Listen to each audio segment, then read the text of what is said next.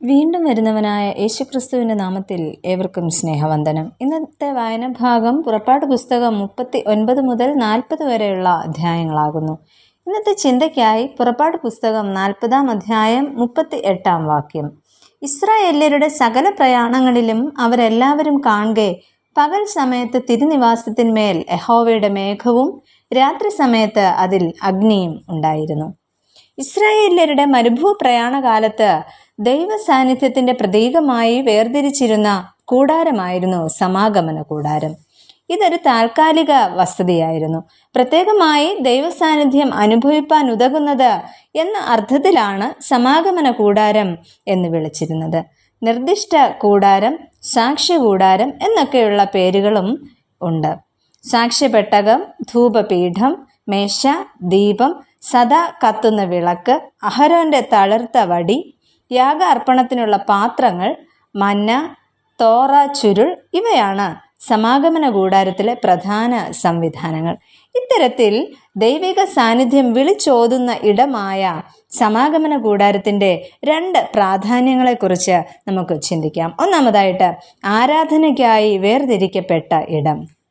ജനങ്ങൾ വഴിപാടായി സമർപ്പിച്ച വസ്തുക്കൾ കൊണ്ട് നിർമ്മിച്ചതായിരുന്നു സമാഗമന കൂടാരവും അതിലെ വസ്തുക്കളും. പണികളെല്ലാം പൂർത്തീകരിച്ച സമാഗമന കൂടാരത്തിൻ്റെയും അതിലെ വസ്തുക്കളുടെയും പ്രതിഷ്ഠ നിർവഹിച്ചത് 1-ാം മാസം 1-ാം തീയതിയായിരുന്നു. കാരണം ഇസ്രായേല്യർ മിസ്രൈമിൽ നിന്നും പുറപ്പെട്ടതിൻ്റെ ആഘോഷ ദിവസമാണ് ആദ്യ മാസമായ നീസാൻ അഥവാ ആബീബ് മാസം. സമാഗമന കൂടാരത്തിലുള്ളതെല്ലാം വിശുദ്ധ തൈലം കൊണ്ട് അഭിഷേകം ചെയ്ത് വിശുദ്ധീകരിക്കുകയും അവിടെ ശുശ്രൂഷ ചെയ്യേണ്ട നിത്യ പുരോഹിതനായ അഹരോനെയും പുത്രന്മാരെയും വെള്ളത്താൽ കഴുകി വിശുദ്ധ വസ്ത്രം ധരിപ്പിച്ച് വിശുദ്ധ തൈലം കൊണ്ട് അഭിഷേകം ചെയ്യുകയും ചെയ്തു. കാരണം ആരാധന ഇടത്തിൻ്റെയും ആരാധകരുടെയും വിശുദ്ധി ഒരുപോലെ പ്രധാനമാണ്. അങ്ങനെ ആരാധനയ്ക്കായി ഇസ്രായേല്യർക്കായി പണി കഴിപ്പിക്കുകയും വേർതിരിച്ച് നൽകപ്പെടുകയും ചെയ്ത ഇടമായിരുന്നു സമാഗമന കൂടാരം. ഇന്ന് നമുക്കുള്ളത് ദൈവാലയങ്ങളാണ്. ഈ ദൈവാലയത്തിൽ പൂർണ്ണ വിശുദ്ധിയോടെ എത്തുവാനും ദൈവത്തെ മഹത്വപ്പെടുത്തുവാനും നമുക്ക് സാധിക്കണം. രണ്ടാമതായിട്ട്, ദൈവഹിതം തിരിച്ചറിയുന്ന ഇടം.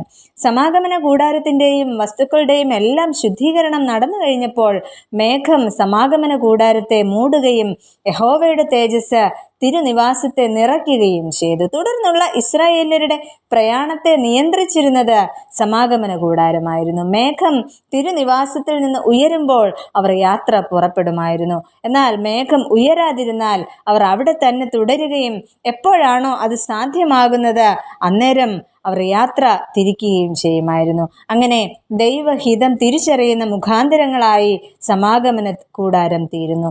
മിസ്രൈമിലെ കഷ്ടതകൾ കണ്ട ദൈവം വിമോചന യാത്രയിൽ അവരെ പിന്തുടർന്ന സാന്നിധ്യം സമാഗമന കൂടാരത്തിലൂടെ അവരോടൊപ്പം സഞ്ചരിക്കുന്ന ദൈവ സാന്നിധ്യമായി മാറുന്നു. ഈ ദൈവം നമ്മോടും കൂടെ ഇരിക്കുന്നവനാണ്. അങ്ങനെ ഇമ്മാനുവേലായ ആ സാന്നിധ്യത്തോടൊപ്പം തുടർന്നും നമുക്ക് യാത്ര ചെയ്യാം.